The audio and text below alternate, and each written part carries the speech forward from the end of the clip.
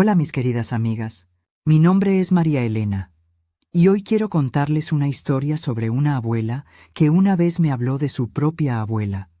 Una historia que cambió para siempre la manera en que veo el amor, la fuerza y la familia. Golpeé la puerta de mi propia casa como si fuera a despertar a alguien que dormía dentro, pero lo que encontré fue silencio y un aviso frío. Se vende, pegado con cinta en la ventana. Me quedé allí, con el bolso colgando del brazo y el corazón latiéndome en las sienes, mientras el aire olía a café recién hecho y a polvo de recuerdos. ¿Cómo se vende una casa que tiene el olor de tus hijos y los dibujos de tus nietos pegados en la pared? ¿Cómo se vende una casa que tiene la mesa donde cocía, el tarro de vidrio con monedas que llamábamos el frasco de la paciencia, y la taza con una flor azul que nunca he logrado reemplazar porque está rajada y me recuerda a las manos de mi abuela? Hace poco mis hijos vinieron y me dijeron, con esa voz cortante que ya no perdona: «Mamá, estás muy vieja para estar sola. Es hora de que te mudes con uno de nosotros o de que vayamos buscando un lugar para cuidarte». Me miraron como si yo fuera un mueble cansado, como si mi risa y mis quejas fueran arrumadas junto con las servilletas en un cajón. Eso fue el primer empujón. Y luego, sin melodrama, comenzaron a hablar de números.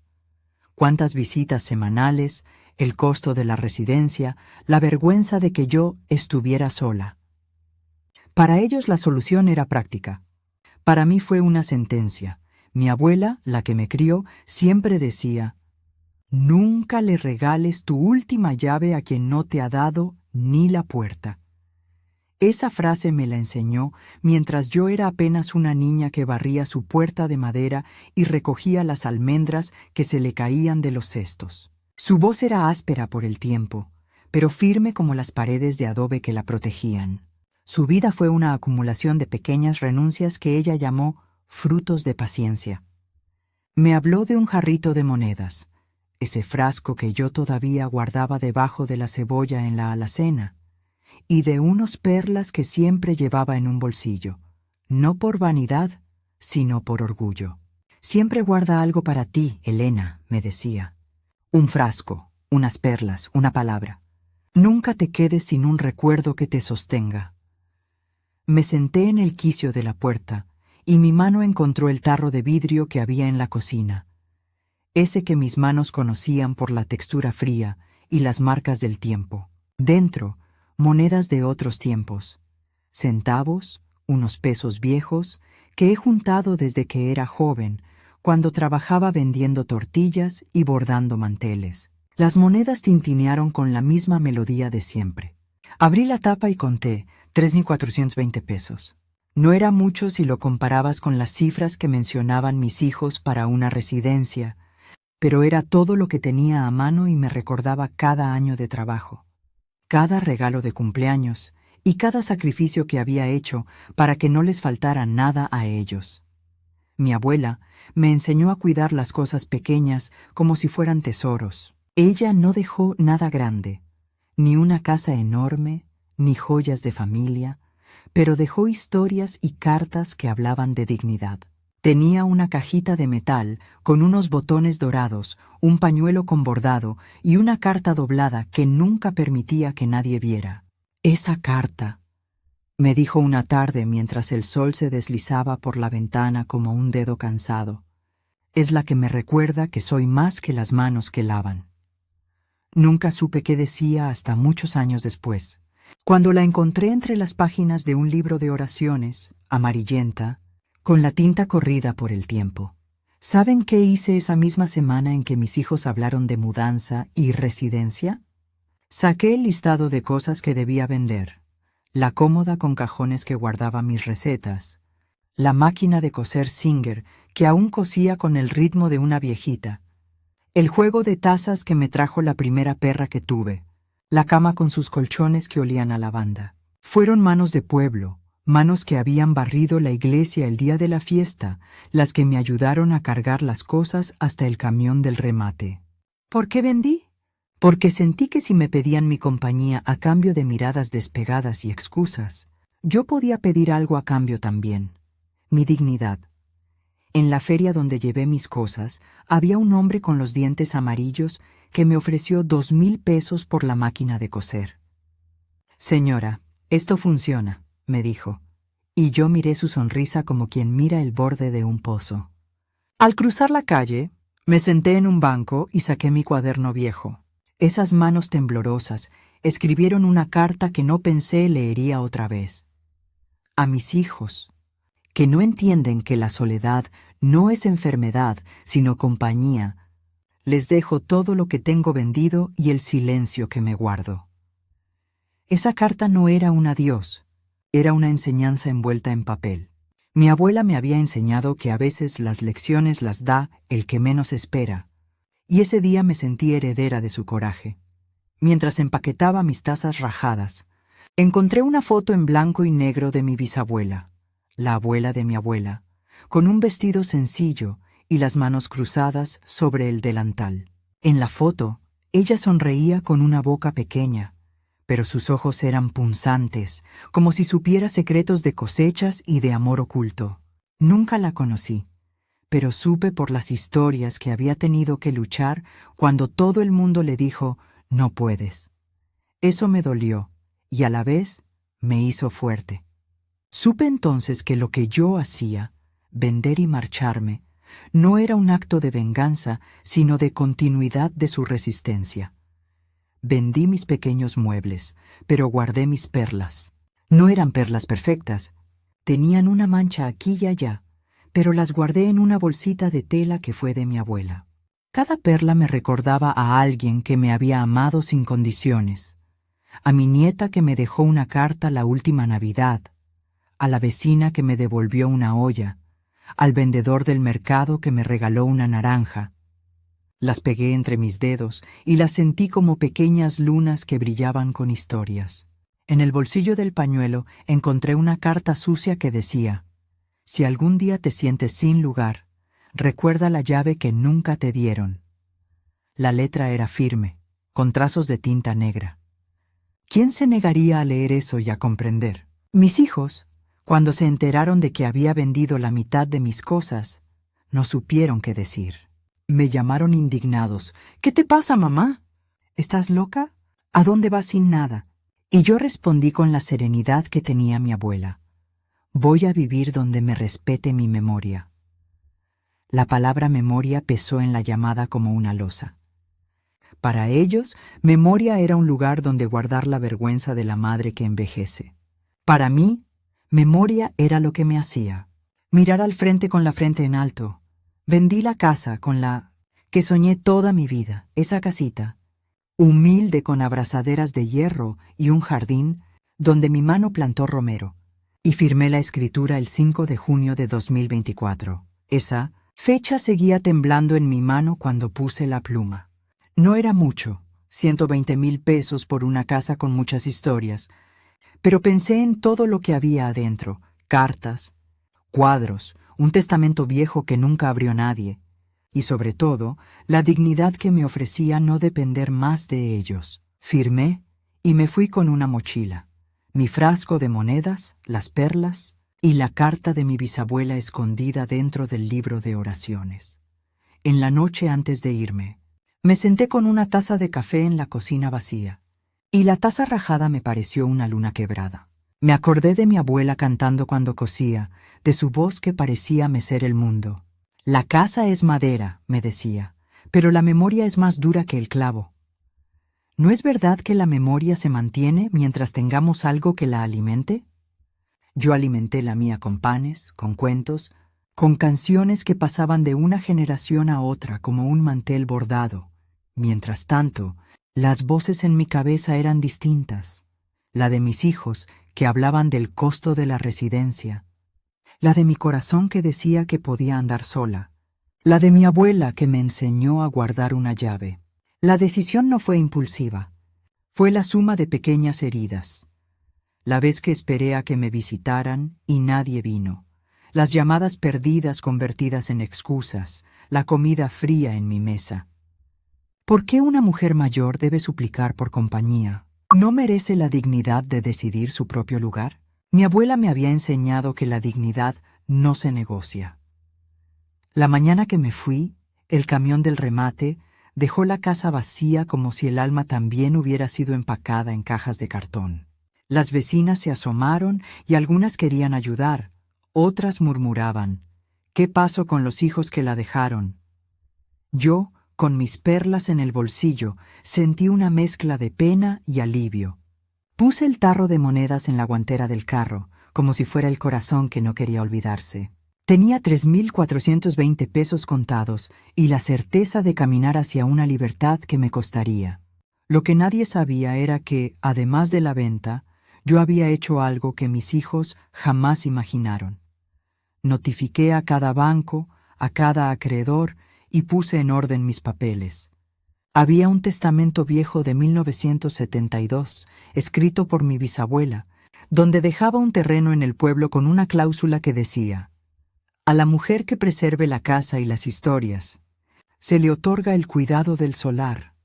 La escritura estaba perdida entre un libro de cocina, pero mi instinto de nieta me condujo a buscarla. Si mi bisabuela había querido que la casa fuera un refugio para la memoria, yo sentía que debía honrar esa voluntad, no para volver a la casa, sino para asegurar que nadie la destruyera por indiferencia.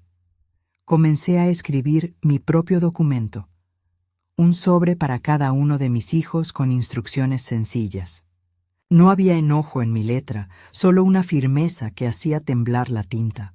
Si desean mis restos, escribí, saben dónde está el cementerio. Si desean mis recetas, están en la libreta roja. Si desean mi casa, no la tendrán por la simple razón de que la vendí. Lo que les dejo es esto. Recuerden quien les enseñó a compartir el pan. Les mandé copia de la venta, la escritura antigua y la carta de mi bisabuela que decía, en una caligrafía que ya no se usa, que la memoria es la única herencia que pesa más que el oro. La reacción fue previsible: reproches, lágrimas fingidas y la palabra culpa como un látigo que volvía a latir en las llamadas nocturnas. «Mamá, ¿pero por qué lo hiciste?» «Pensamos en tu bien». Yo escuchaba y me preguntaba qué entendían por bien. ¿El bien era que yo dejara mi historia y me convirtiera en un objeto cómodo en sus vidas, a la espera de su tiempo disponible? No, ese no era mi bien. Y entonces, en medio de todo, encontré algo inesperado: un sobre con tinta morada sin remitente dentro de la caja donde guardaba mis perlas. Lo abrí con las manos que ya habían pasado por tantas labores, y lo leí en voz baja porque la noche me parecía un manto para los secretos. María Elena, decía la letra, si algún día te sientes sola, recuerda que la libertad no se negocia con la tristeza de los otros. La carta no tenía firma, pero mi corazón reconoció la caligrafía de mi abuela. ¿Quién había puesto esa carta allí? ¿Mi abuela misma, antes de morir, dejándome una instrucción? No lo sé. Solo sé que sus palabras me sostuvieron como una cuerda. Me fui con una mochila, mis perlas, el frasco de monedas y la carta morada. Crucé la plaza del pueblo y la gente me miraba como quien observa una procesión diferente. Una mujer que, en vez de buscar compasión, lleva sus cosas con la frente en alto. ¿Qué parte de la vida nos enseña a cambiar la humillación por la dignidad? ¿Acaso no es dignidad el don que debemos enseñarle a las nuevas generaciones? Mi abuela lo sabía, por eso cerré la puerta sin drama, pero con un acto que tuvo el ruido de la última taza sobre la mesa. Nunca imaginé que volverían a burlarse. Me detuve en la esquina, cuando un auto frenó con la música alta y supe que detrás de mí venía más que miradas curiosas. Venía la tormenta que la familia podía provocar. Entonces me aferré al frasco de monedas y pensé en las perlas. ¿A dónde vas, mamá?, me preguntó mi hijo mayor por teléfono, con una voz que quería sonar dura, pero que traía un hilo de ternura. «A donde me respete mi memoria», respondí yo.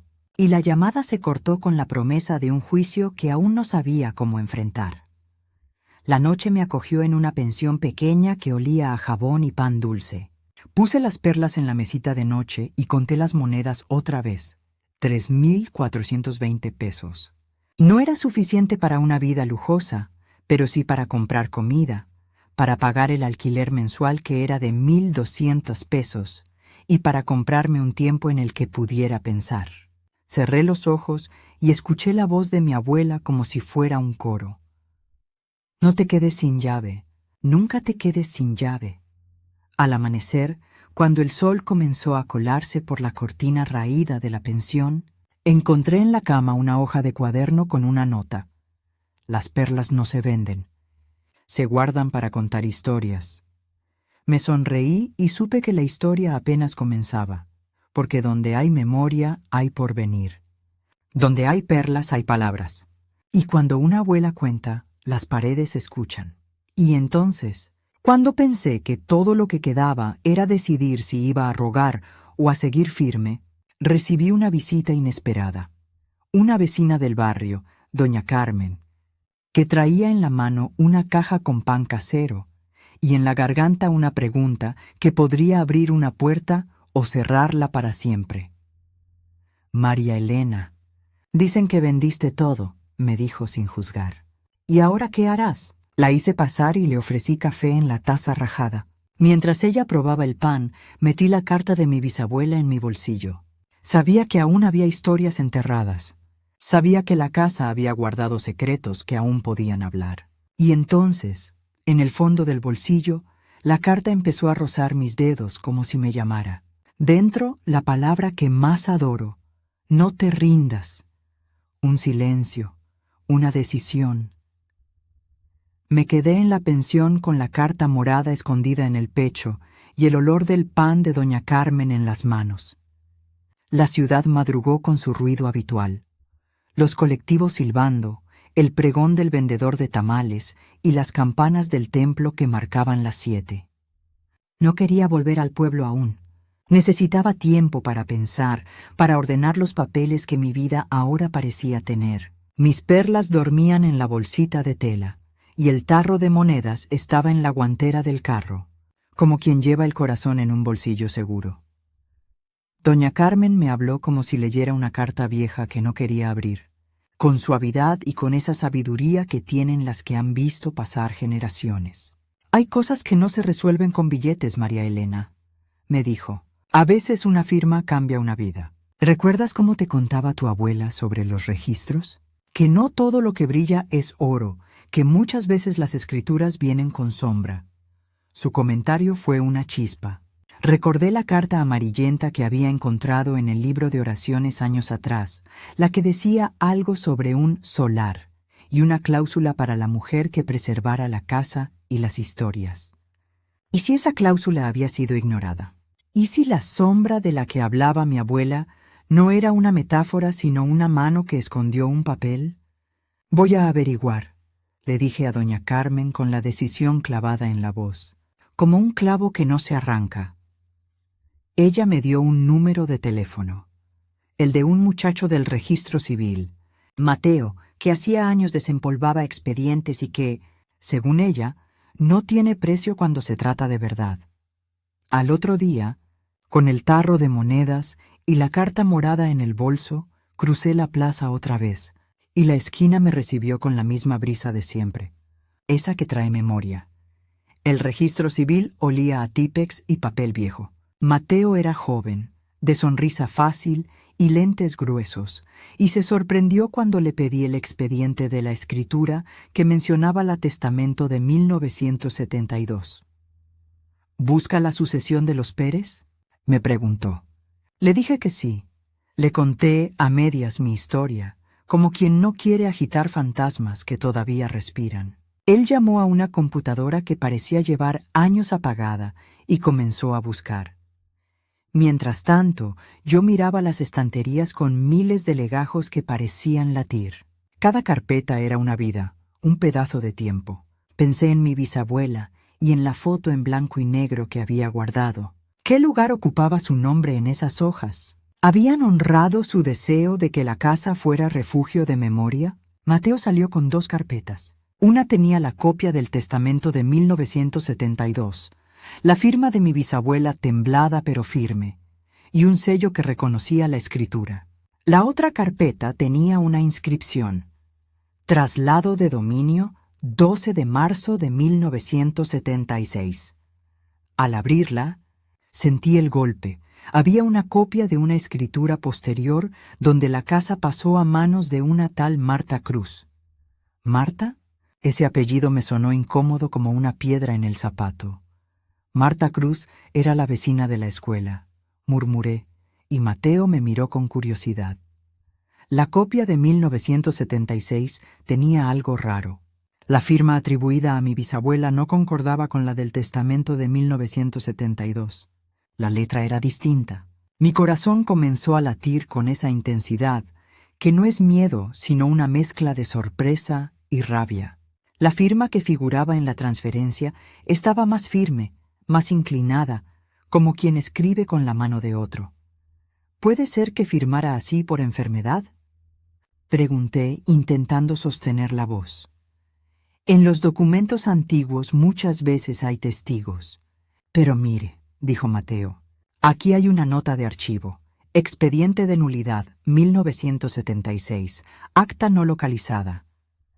Las palabras me cayeron como lluvia fría. Acta no localizada. ¿Quién había hecho desaparecer un acta? Mis manos temblaban al tomar las hojas. El papel parecía latir bajo la piel. Recordé la frase de mi abuela. Nunca le regales tu última llave a quien no te ha dado ni la puerta. ¿Quién se había llevado la llave de mi bisabuela? ¿Quién había escondido la acta? Si esa acta existió, dije, alguien tuvo que pedir su retiro o esconderla. ¿O alguien la destruyó?, respondió Mateo con voz baja. Pero si hay una copia en otra dependencia, podríamos rastrearla. El juzgado local podría tener algo. ¿Quiere que lo intentemos? Era una pregunta que abría una puerta. Dije que sí. Esa tarde fui al juzgado de paz con Mateo y una paciencia que era otra forma de resistencia. El pasillo olía a café y a colonia. Un funcionario con la mirada cansada me dijo que muchas cajas de los años 70 habían sido trasladadas después de la reforma del edificio en 1990 y que algunas quedaron sin clasificar. A veces salen a la luz cosas que parecían perdidas, me dijo, y me dio un número de expediente. Horas más tarde, y con la promesa de volver, volví a casa en la pensión con una copia fotostática en la mano, un recibo de pago, fechado el 18 de marzo de 1976, por la suma de 1,500 pesos, entregados a nombre de Servicios de Gestión en un cajón de un notario. La tinta estaba corrida, pero la firma final era la misma que aparecía en la escritura de Marta. ¿Qué se pagaba en 1976 con 1,500 pesos? Era una suma importante en aquellos años. ¿Para qué sirvió ese dinero? ¿Para comprar una voluntad? Volví a la pensión con la fotocopia en el bolsillo y la noche me pareció menos amiga. Las perlas en la bolsita podían sostener historias, pero también acarreaban silencios. Al abrir la bolsita y tocarlas, recordé la voz de la abuela. La perla no brilla si alguien apaga la luz. ¿Quién apagó la luz sobre la escritura? A la mañana siguiente, Marta Cruz apareció en la plaza del pueblo como si no fuera con ella la historia. Tenía su pelo recogido en un moño preciso, las uñas limpias y una cartera cara. La noté porque el pueblo no tiene tanto movimiento de personas elegantes. La noté porque alguien le había prestado dinero y no habló de la venta conmigo, ni siquiera me buscó cuando la casa quedó vacía. Su sonrisa fue breve y su mirada afilada. María Elena, dijo con un tono que pretendía ser cordial. Escuché que vendiste todo. Es una pena. Vendí lo que creí que debía vender, respondí, sin darle espacio. Cuide su salud, ya sabe, replicó, como quien deja una bendición por si acaso. Esa noche, cuando me acosté, encontré dentro de mi bolso un sobre sin remitente. La hoja era áspera y la letra, mi letra, porque la había escrito yo misma hacía poco. La carta para mis hijos. Pero dentro había otra nota, breve, con una tinta que olía a naftalina. No abra en presencia de la familia, decía. Sentí como si la carta me guiñara un ojo. ¿Quién la había dejado? ¿Marta? Al día siguiente, decidida, fui a la casa donde Marta vivía ahora, una casa de 2 pisos con rejas nuevas, y toqué el portón. No me esperaba una recepción cálida. Abrió una mujer que parecía guardiana de secretos, la hija de Marta, quizás 20 y tantos. Le dije que quería hablar con Marta. Me hizo esperar en un comedor lleno de cuadros y de fotos de viajes. Allí, sobre una mesa, había una foto antigua con mi bisabuela y una mujer que no identifiqué al principio. La foto era importante. Las dos mujeres estaban juntas, sonriendo. ¿Era la prueba de que alguna vez la familia tuvo lazos? Marta entró con una compostura de quien ha aprendido a no temblar frente al pasado. ¿Qué quiere, Elena? Preguntó con un desafío que se escondía detrás de la educación. Quiero entender por qué la escritura de 1976 no tiene el acta correspondiente, dije. Quiero saber por qué figura su nombre. Su cara se endureció. Por un momento pensé que iba a negarlo todo, pero en cambio dijo, mi madre siempre buscó su bienestar. Hace años que la casa estaba en ruinas. Si había irregularidades, la justicia dirá. Pero yo no le quité nada a nadie, Elena. No sé a qué viene esta persecución. No busco persecución, le dije. Solo quiero la verdad. ¿Puede decirme si conoce a alguien llamado don Ángel Vélez? Era el notario. Su rostro cambió por un segundo. Una sombra cruzó sus ojos. Don Ángel, dijo con una voz más blanda. Era amigo de mi abuelo. No era hombre malo, pero el tiempo cambia a las personas. Mi madre. Vaciló. Mi madre hizo lo que creyó justo. La conversación fue un duelo en el que las palabras eran estocadas diminutas. Salí con más preguntas que respuestas. No obstante, algo en su mirada había sido un gesto, un nervio que se movía cuando mencioné al notario. ¿Tenía Marta más que esconder que una simple compra por reparación? El pueblo es pequeño y las historias se cruzan como hilos en un telar. Volví al juzgado con el nombre de don Ángel en la cabeza y pedí el expediente de sucesiones que él había tramitado. Un funcionario me entregó una caja polvorienta con esaño y un sello de la notaría. Dentro, hojas, y una carta doblada con un sello de cera que parecía intacto. La fecha en la carta, 10 de febrero de 1976. Era de don Ángel hacia alguien cuyo nombre no pude descifrar por completo. La tinta hablaba de una gestión concluida y de un pago recibido.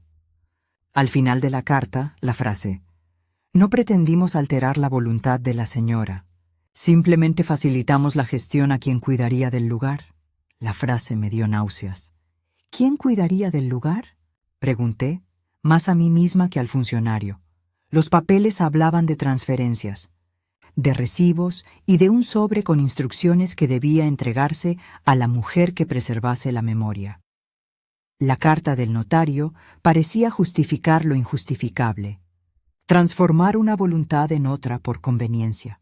¿Conveniencia para quién? Las palabras me quemaban.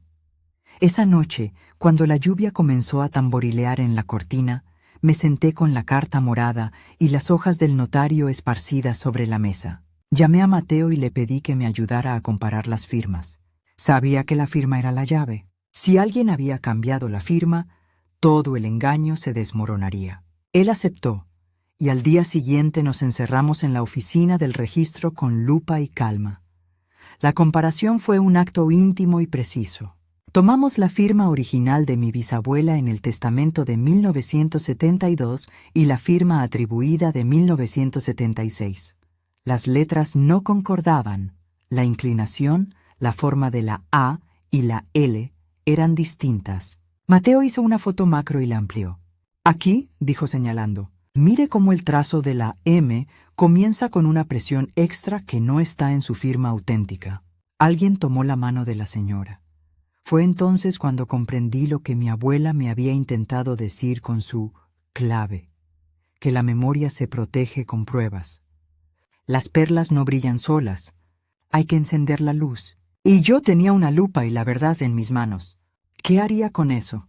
¿Dónde iba a llevar la evidencia? ¿A un juzgado que quizá tuviera cajas extraviadas? ¿A los hijos que me habían juzgado por vender la casa? ¿A Marta, que quizás pensaba que la historia ya estaba dormida? Decidí que no sería solo una pelea legal. Sería una exposición pública. Si la verdad quedaba encerrada en papeles, sería fácil que alguien la oliera y la arrugara. Pero si la traía al sol del pueblo, nadie podría negarla sin mostrar la vergüenza de su propia mano. Llamé a doña Carmen y le propuse algo atrevido. Leería la carta del notario y las firmas comparadas en la plaza, frente al kiosco central a las 12 del domingo, cuando la gente compra pan y las abuelas van con sus manteles a la iglesia. Si hay justicia, que sea en el ejemplo, le dije. Ella aceptó con la velocidad de quien sabe que las batallas pequeñas exigen decisiones rápidas. Y lleva tus perlas, me dijo. Que vean que guardas. Creí que no tendría miedo. Pero la noche antes de la lectura, la pensión me pareció un barco con agujeros. Recibí una llamada anónima. Si sigue con eso, Elena se arrepentirá. Colgué sin responder. Las palabras resonaron con la nota de amenaza que siempre aparece cuando un secreto importante se pone en evidencia. ¿Quién amenazaba? ¿Quién tenía poder suficiente para silenciarme? Llegó el domingo con un sol que parecía una lámpara encendida sobre la plaza. La gente se fue acercando por curiosidad y por las noticias que siempre corren cuando se mueve la vida de uno conocido. Doña Carmen me acompañó y llevaba mi frasco de monedas envuelto en un paño, como si fuera un cofre sagrado. Mateo vino con copias en mano para repartir, y con la seriedad de quien ha visto la posibilidad de justicia. Marta apareció también, con su hija, y su presencia tenía el peso de una nube que oculta el sol. Subí al pequeño estrado del kiosco y sentí las manos temblar, pero mis perlas en la bolsita me miraban como testigos. Comencé a hablar en voz alta, conté la historia de la carta de 1972, de la transferencia de 1976 y mostré las copias. Saqué la foto macro y expliqué cómo la firma no concordaba. El murmullo en la plaza fue creciendo, como cuando el viento agarra las hojas de un árbol. Alguien gritó, ¡qué descaro! Otro dijo, ¿qué podemos hacer ahora? Yo leí la carta del notario con voz clara, como la voz de mi abuela que cosía y contaba la lección. No pretendimos alterar la voluntad de la señora. Simplemente facilitamos la gestión a quien cuidaría del lugar. Luego enseñé la fotocopia del recibo de 1.500 pesos y pregunté, en voz alta, ¿quién pagó por esa gestión? El silencio fue una respuesta que pesó. Fue en ese instante cuando Marta se acercó, mirada encendida, y dijo, «Eso es calumnia, Elena. Usted viene a mancillar el nombre de mi familia. ¿Qué pruebas tiene? ¿Dónde está la acta que usted reclama?» «Aquí hay firmas», respondió Mateo, «y testigos que recuerdan», y miró a la gente de la plaza. Si alguien presenció movimientos extraños en ese entonces, hoy es la oportunidad de decirlo. Una mujer mayor se adelantó con la voz temblorosa. «Yo trabajaba en la notaría», dijo. «Vi a don Ángel muchas veces tomar decisiones que no parecían correctas. Me dijo que a veces la ley se dobla por necesidad». Dijo el nombre de don Ángel y la multitud se removió. Marta estaba pálida. Entonces, desde la multitud, un hombre alto salió con una carta en la mano, y su voz era un filo. «Mi madre trabajó para don Ángel», dijo. «Ella guarda esto desde su jubilación. Nunca quiso hablar por miedo.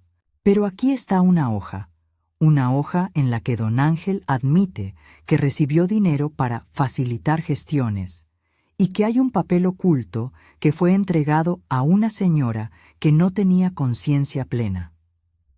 Su nombre, Aurora Pérez, mi señora». La multitud quedó como una olla de agua justo antes de hervir. Levanté la hoja y la leí. La carta era como un ala rota.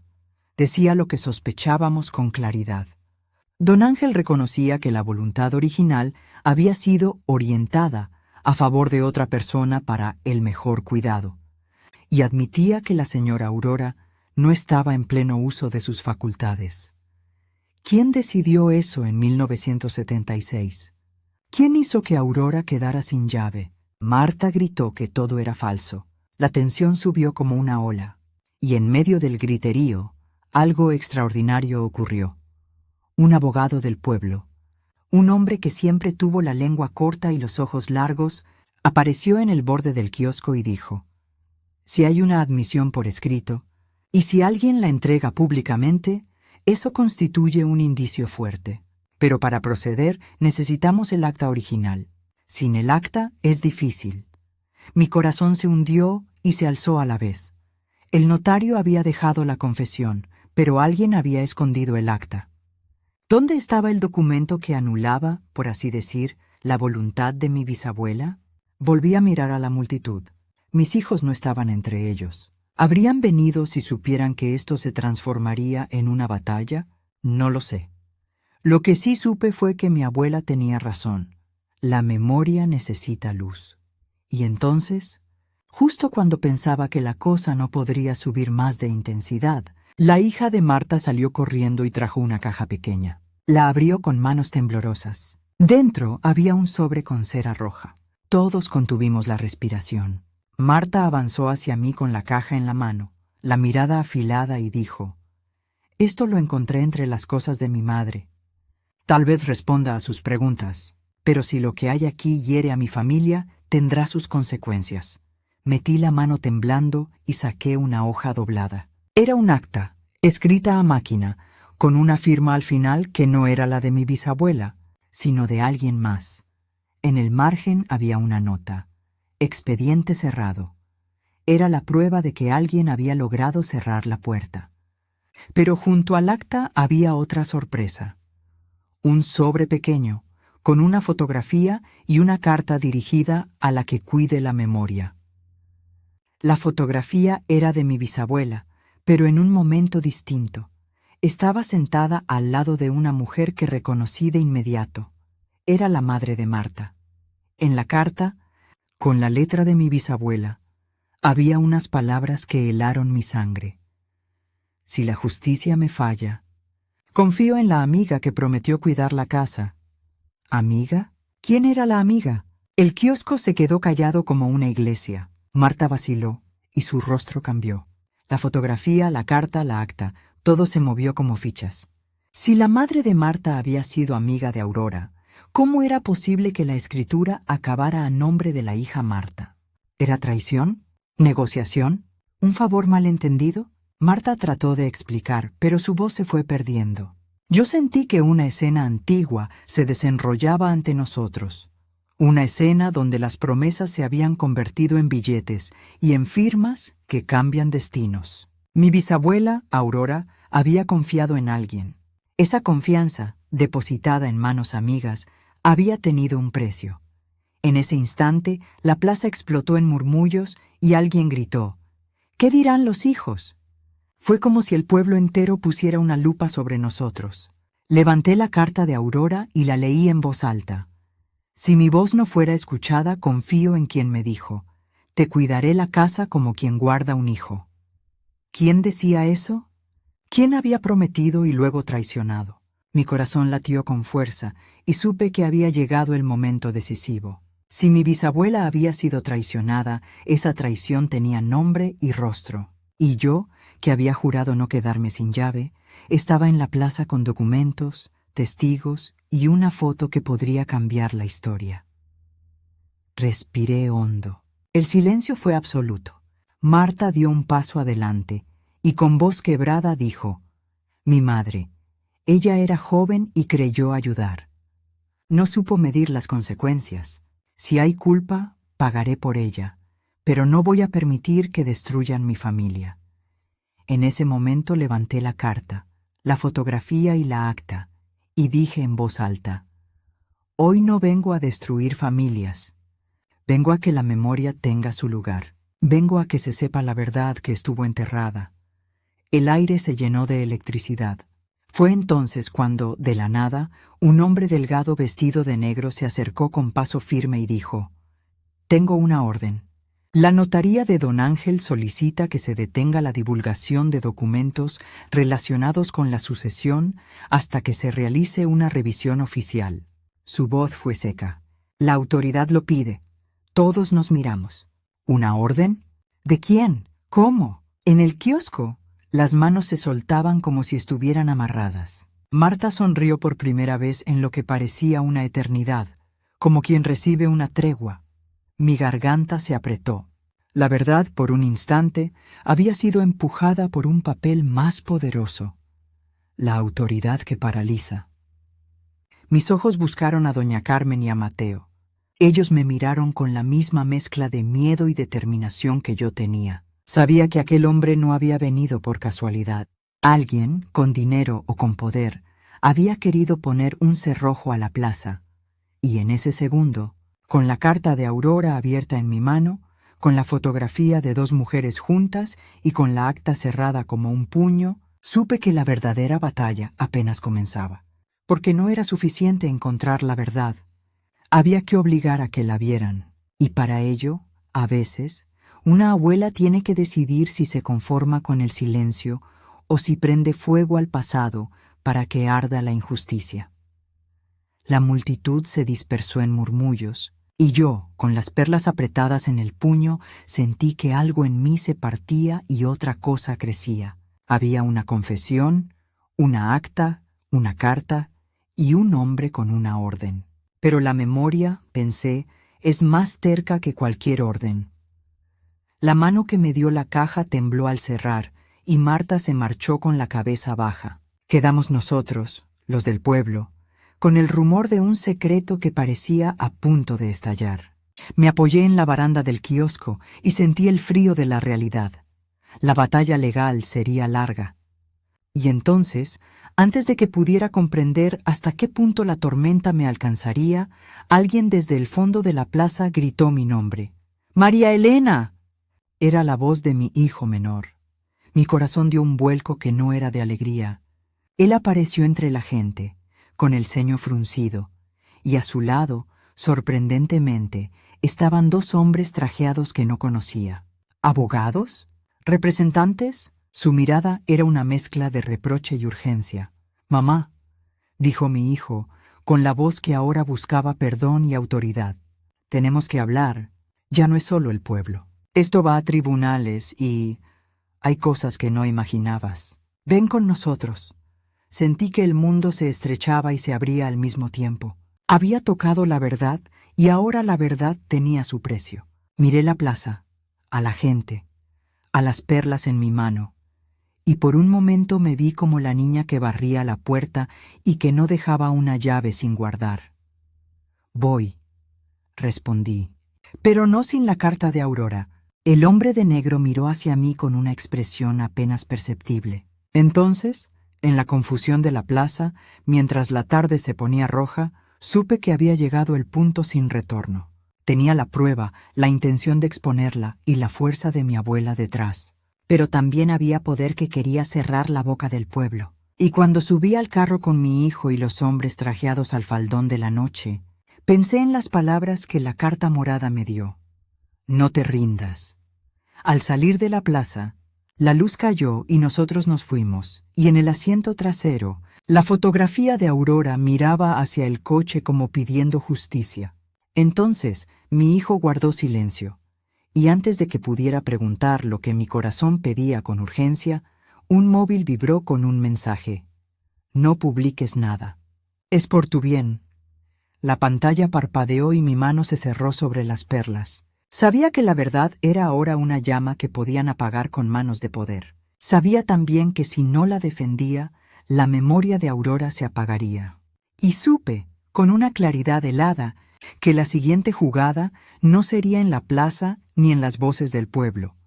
Sería en despachos y en papeles oficiales. Respiré y sentí que algo dentro de mí se preparaba para lo imposible.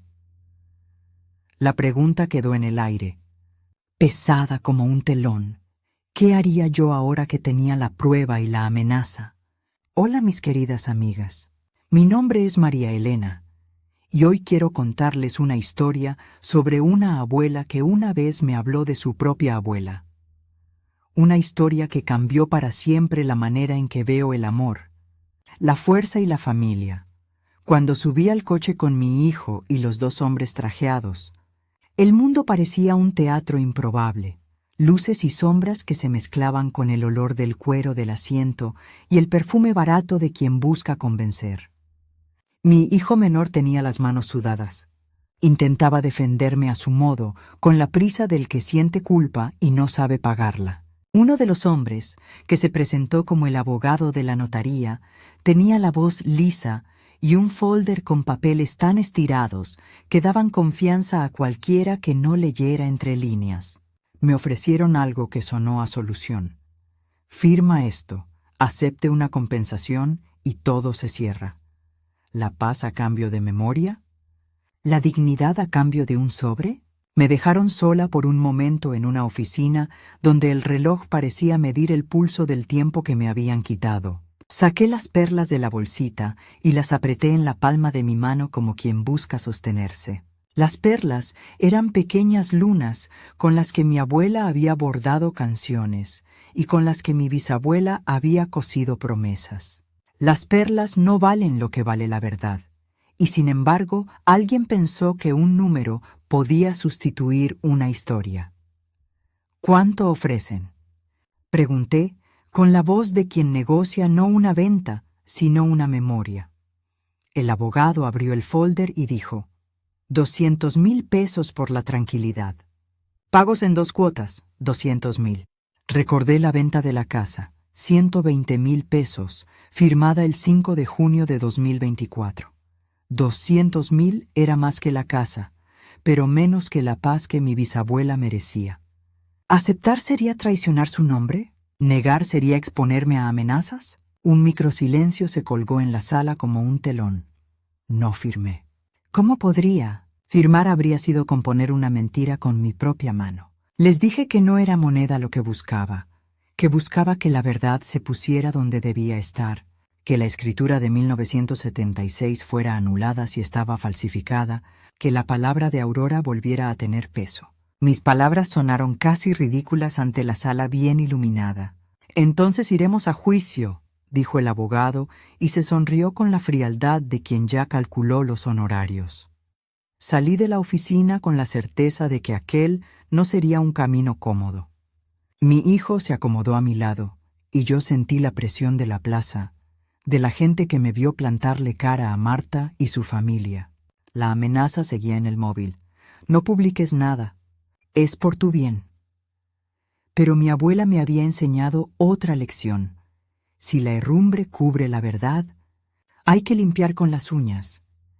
Así que fui a ver a Mateo y al abogado del pueblo que había asomado en la plaza, y juntos preparamos la demanda. Presentamos la denuncia por falsificación y por simulación de actos jurídicos. Llevamos la comparación grafológica que Mateo había realizado con lupa y ampliaciones. Entregamos la carta de don Ángel donde admitía la gestión y el recibo de 1,500 pesos. Presentamos a la mujer que trabajó en la notaría y que, temblando, quiso contar lo que sabía. Esa mujer no hablaba por venganza, hablaba por memoria. Y en sus palabras había la exactitud de quien guarda un secreto demasiado pesado para permanecer sin voz. Los primeros días del proceso fueron una mezcla de silencio y portazos. Llegaron mensajes anónimos, llamadas de números desconocidos a horas en que las sombras se vuelven más grandes, y la presencia intimidante de hombres que parecían vigilar mis pasos. Una noche dejaron una tarjeta en la pensión. «Baja la voz o la bajamos por ti». La carta, sucia de tierra, la puse en el frasco de monedas como un recordatorio de cómo la cobardía se disfraza. Mi hijo mayor me llamó una mañana, preocupado por mi seguridad y por la exposición.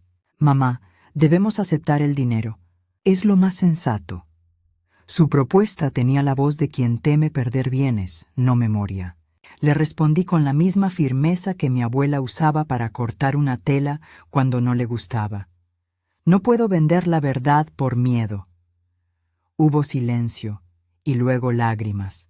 A veces el amor de los hijos pesa más en la prudencia que en la justicia. Un microsilencio atravesó la noche. El juicio se fijó para el 18 de agosto de 2025. Específicamente, recuerdo esa fecha porque la esperé como quien espera la visita de un médico para un diagnóstico. Llegué al tribunal con la bolsita de perlas en el bolsillo interior del saco, como si fueran una prueba más. La sala de audiencias olía a madera y a esmalte viejo. Marta asistió con su hija y un abogado que hablaba en voz baja. Don Ángel ya no estaba entre nosotros, había muerto años atrás, y su carta en el archivo era la confesión que hablaba por él. Nuestro caso no era solo papel, era la historia de Aurora puesta en el escritorio de un juez. Mateo explicó la comparación de firmas con detalle, el testigo de la notaría contó lo que había visto, y el abogado presentó la prueba documental, el recibo, la carta de Aurora donde confía su casa a una amiga, la fotografía donde aparecía junto a la madre de Marta y la nota de archivo que decía expediente cerrado. El juez, un hombre de canas cortas y lente de aumento, pidió calma y dijo que había elementos suficientes para abrir una investigación de nulidad de la transferencia de 1976 por posible falsedad y por vulneración de la voluntad de la testadora. La sala quedó en tensión. El abogado de Marta trató de desacreditarnos. Señor juez, son años. No hay prueba concluyente. La presunción de buena fe existe. Yo pensé en la presunción de buena fe de Aurora, en las palabras que escribió y en la mano que la traicionó. El pueblo entero se movía como un latido detrás de mí. Doña Carmen, Mateo, la mujer de la notaría con la voz que aún temblaba, y hasta el hombre que había guardado tantos años la hoja que incriminaba a don Ángel. Durante el juicio hubo momentos en que pensé que la verdad se iba entre los dedos. Aparecieron testigos que decían recordar cosas distintas, otros que recordaban la reconstrucción de la notaría en 1990 y la pérdida de cajas. Hubo una oferta de conciliación mediada por un abogado externo que propuso: reubicamos a la señora en otro lugar, dejamos las cosas como están y cada parte se va con su dignidad. ¿Qué dignidad hay en la palabra cuando la firma no es tuya? Pregunté eso en voz alta. Mi pregunta resonó como una campana. Entonces, algo que no esperaba sucedió. La hija de Marta, la joven que me había recibido en su casa con cuidado, vino a declarar. Miró a su madre y con una voz que era la de quien se desarma, dijo que ella había encontrado papeles en una caja y que su madre le había dicho que todo se hizo por el bien. Confesó que había escuchado conversaciones sobre pagos y facilitaciones. Su testimonio fue una grieta. Marta se defendió con furia. Las palabras de su hija eran un cuchillo que giraba en la herida de la historia familiar. Un microsilencio dejó caer la sala. El juez solicitó la pericia caligráfica oficial, la cotejó con documentos del registro y ordenó una búsqueda exhaustiva en los archivos notariales. La pericia confirmó lo que Mateo ya había dicho. Había inconsistencias en la firma de 1976. Además, la carta de don Ángel, junto con el recibo de 1,500 pesos, apuntaban a una gestión que no había respetado la voluntad plena de Aurora. La palabra gestión había sido el disfraz. La pelea se volvió entonces por la restitución y la reparación. Si la transferencia era nula, la pregunta era, ¿qué hacer con la casa que ya no existía, porque yo la había vendido en 2024? ¿Se anulaban las consecuencias? Los abogados discutieron la opción de una indemnización. Si la casa ya estaba en manos de terceros, la familia de Marta tendría obligación de compensar económicamente. Marta ofreció inicialmente 150,000 pesos. Respondí que era insuficiente. Recordé el dato. La casa se vendió por 120,000 el 5 de junio de 2024. Pedí no solo la restitución del valor, sino una reparación por el daño moral, por la traición a la memoria de Aurora. Hubo una negociación que duró semanas. Me ofrecieron dinero, mis hijos temblaban, y en medio de la negociación otra amenaza llegó. Cede y será mejor para ti. ¿Mejor para quién? Eso me pesó. Mi abuela me había enseñado que la paciencia es un fruto que se cosecha con acciones, no con capitulaciones.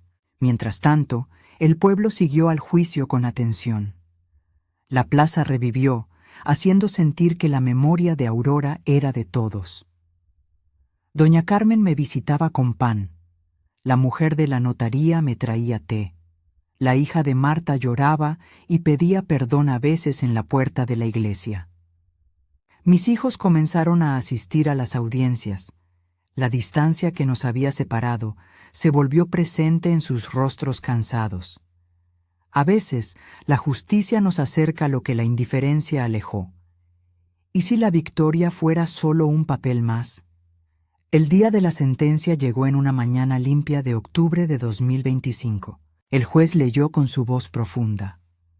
Anuló la transferencia de 1976 por encontrarse indicios de falsedad y por haberse demostrado la vulneración de la voluntad de Aurora, quien no estaba en pleno uso de sus facultades al momento de firmar la transferencia. Ordenó, además, que la familia de Marta restituyera a mi favor la cantidad de 240,000 pesos como reparación económica por el valor de la casa, los daños morales y el lucro cesante, y dispuso que se entregaran las cartas originales encontradas en la notaría al Archivo Histórico del Pueblo para su custodia, con acceso público para preservar la memoria. La resolución fue algo más que números. Fue la atención oficial a una verdad que llevaba décadas esperando. Sentí que la tierra se abría bajo mis pies y al mismo tiempo que se acomodaba como el abrazo de una abuela. La plaza se llenó de aplausos espontáneos aquel mediodía. La gente lloraba, se felicitaba, algunos pedían que se organizara un acto para recordar a Aurora. Marta, pálida, se retiró con la cabeza baja. La hija de Marta me buscó entre la multitud y me abrazó como quien busca perdón. Y yo le devolví el abrazo porque mi corazón entiende que a veces el daño se hereda y la reparación comienza con pequeños gestos. La justicia no siempre es perfecta, pero la verdad es un faro que no permite quedarse en la sombra. Con el dinero en cuenta, 240,000 pesos, y la orden judicial que disponía la entrega de las cartas al archivo, tomé decisiones que honraran la memoria y la comunidad. No reclamé la casa porque ya no era mi sueño posible. En cambio, hice algo que a mi abuela le habría gustado. Creé el Centro de Memoria Aurora en el antiguo solar comunal, un lugar pequeño pero cálido donde guardar cartas, fotos y objetos de las abuelas del pueblo. Destiné 30,000 pesos para la restauración del local y para comprar una estantería donde las historias pudieran reposar. Con 50,000 pesos más, invité a la hija de Marta y a la mujer de la notaría a participar en la organización, porque la memoria no sana si se excluye al que fue parte del daño. La memoria sana cuando se invita a la verdad a sentarse a la mesa. Mis hijos vinieron y discutimos cómo usar lo que quedaba. Repartimos de forma que la casa del recuerdo no fuera un bien privado, sino un bien común.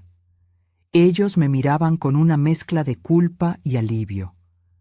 La reconciliación no fue inmediata ni perfecta, pero hubo gestos, visitas más frecuentes, llamadas sin excusas, y a veces, cuando la lluvia golpeaba el techo, una taza compartida donde antes había soledad.